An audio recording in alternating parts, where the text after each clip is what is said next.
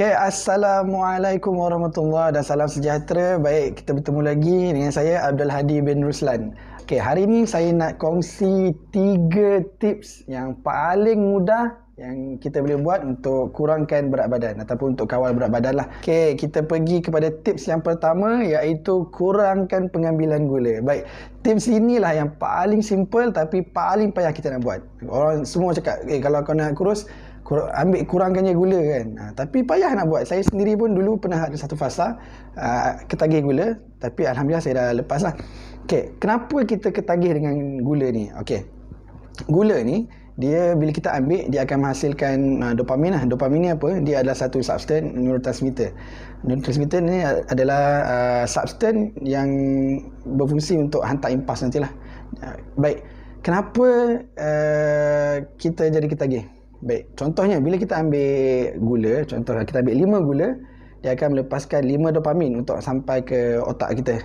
Kemudian bila lama sangat ambil banyak, akhirnya 5 gula tak menghasilkan 5 dopamin. Tapi dia mungkin menghasilkan 3 dopamin saja. Untuk sampaikan 5 dopamin ni, mungkin kita kena upkan kita punya gula jadi 8 gula, baru jadi 5 dopamin. Lama nanti, mungkin terdapatkan 5 ni dah jadi 13 gula. Gitulah dan seterusnya. Sebab tu kita rasa sentiasa nak ambil gula dan kita akan jadi ketagih lah bila tak dapat. Boleh buang kita tak ketagihan ni? Boleh. Kita kena turunkan slow. Okay. Salah satu misconception dalam pengambilan gula adalah orang panggil susu pekat. Alright. Dia bukan susu sebenarnya. Itu adalah krema pekat. Krema pekat ni dia bukan susu yang macam biasa lembu tu. Okay. Susu pekat ni lah biasanya culprit dalam kita punya minuman. Okay, kita pergi minuman dulu, baru kita pergi makanan. Sebab minuman ni biasa orang tak ambil kira pun, dia minum. Dia rasa okey. Sebagai contoh, Nescafe O yang pakai gula tu, dia biasanya dalam 80 kilokalori lah. Tapi Nescafe susu, dia boleh pergi up to 160 kilokalori. Dia maksudnya twice lah. Okey, jadi susu yang kita panggil susu ni sebenarnya dia bukan susu lah. Ini yang paling kita kena jaga. Okey, contoh lain, teh tarik kan. Kalau kita minum teh O, mungkin 80 kilokalori macam tu je.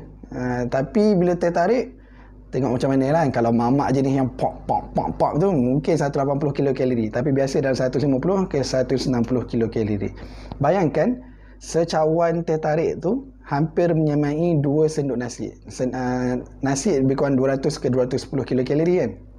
Jadi ini sangatlah tinggi kalori dia. Jadi tukar kita punya kefahaman ni. Gula ni bukan sekadar gula yang putih-putih kan.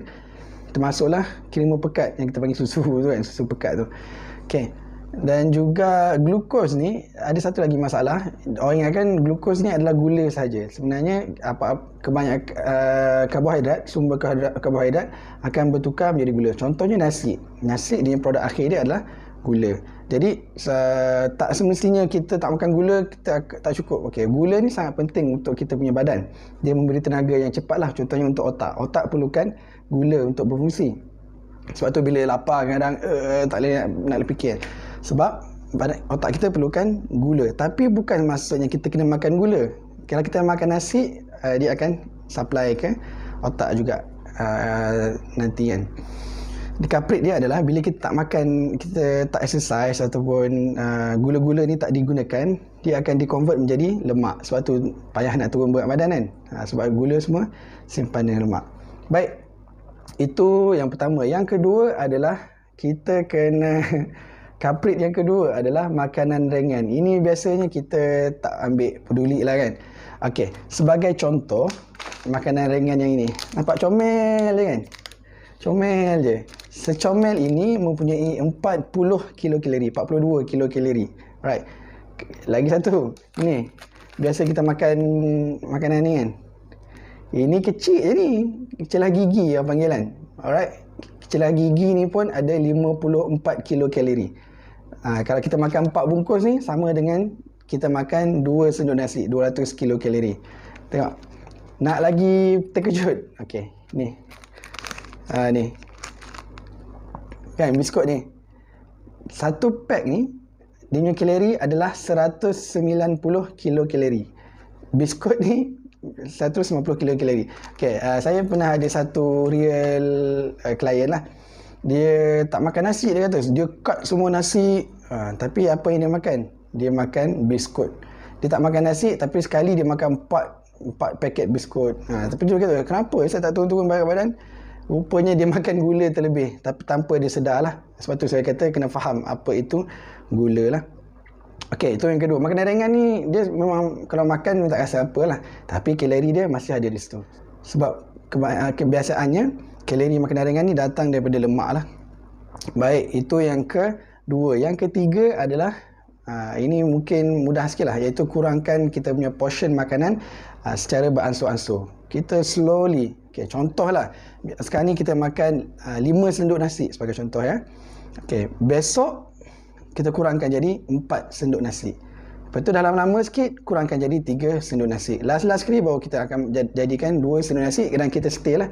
Janganlah lepas 2 senduk nasi tu pergi tambah balik jadi 6 dan sebagainya kan. Okay, sebenarnya nasi ni kita sikit pun okey. Jangan tak ambil langsung. Okay, sebab kita tak boleh ubah cara makan kita macam orang putih. Ada banyak tips-tips nak kurus ni kan. Dia suruh tukar. Okay, nasi kena tukar jadi oat.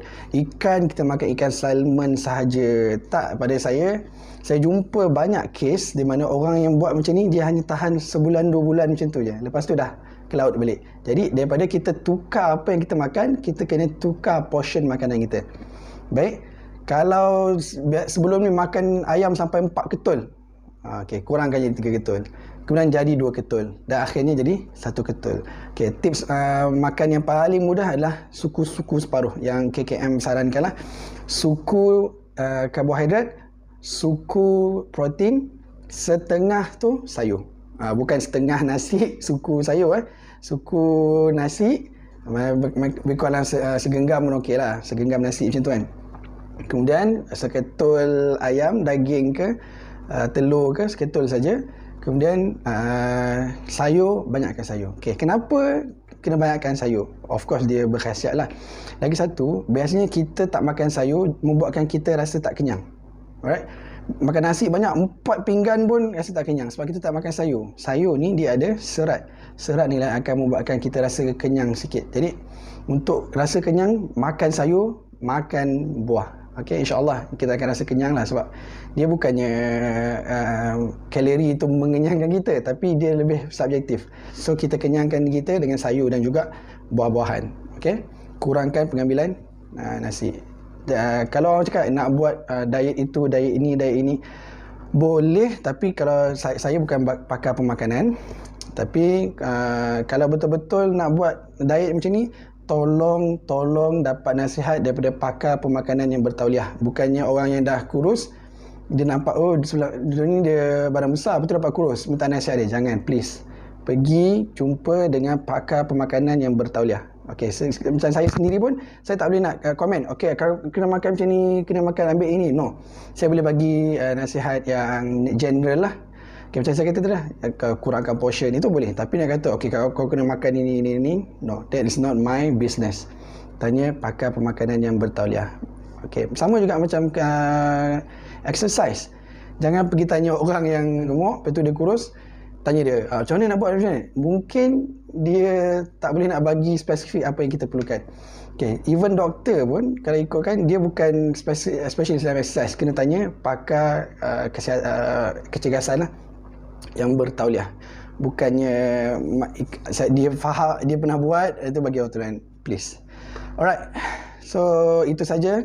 Saya rasa 3 langkah yang paling praktikal dan paling mudah dalam kawal berat badan lah. Yang pertama tadi, kurangkan gula. Ini paling the real culprit dalam body weight lah. Kurangkan gula ni termasuklah kek, donat, apa lagi, susu pekat tu, krim pekat tu, dan juga makanan-makanan yang tak sihat ni lah. Yang kedua adalah kita, kalau boleh tak payah teruslah makanan ringan ni, sebab tak ada apa pun. Kalau kita lapar ataupun nak gonyang-gonyang, makanlah buah ke apa kan, ataupun ni benda yang kalori tak tinggi lah. Sebab kalori tinggi sebab makanan ringan ni kalori dia tinggi tanpa kita sedar yang kita makan ambil kalori yang tinggi. Alright, rugilah kalau kita exercise bagai nak agak, rupanya kita makan pun banyak juga kalori kan. Yang ketiga, kurangkan portion makanan secara beransur-ansur. Jangan hari ni aku nak kurus, aku nak makan secebis saja nasi. No, kita kena turun slow-slow. Sebab kita ni bukan nak kurus sangat. Goal kita adalah lifestyle change. Alright, kita punya goal jauh ke depan lagi. Alright, kalau hari ni kita nasihat, kita nak sihat selama bertahun-tahun kemudian lah ke depan. Jadi apa yang kita buat sekarang adalah bukan untuk short term tapi untuk long term. Jadi semoga siapa yang dalam jini untuk mengurangkan berat badan dan mengawal berat badan ni, saya doakan semua berjaya, dan please lifestyle change yang penting, bukannya short term goal. Baik, itu saja daripada saya. Kalau ada apa-apa carangan ataupun ada kesalahan yang saya sebut, boleh komen di bawah, InsyaAllah saya akan betulkan. Dan apa-apa carangan boleh begitu. Alright, sampai sini saja. Bye.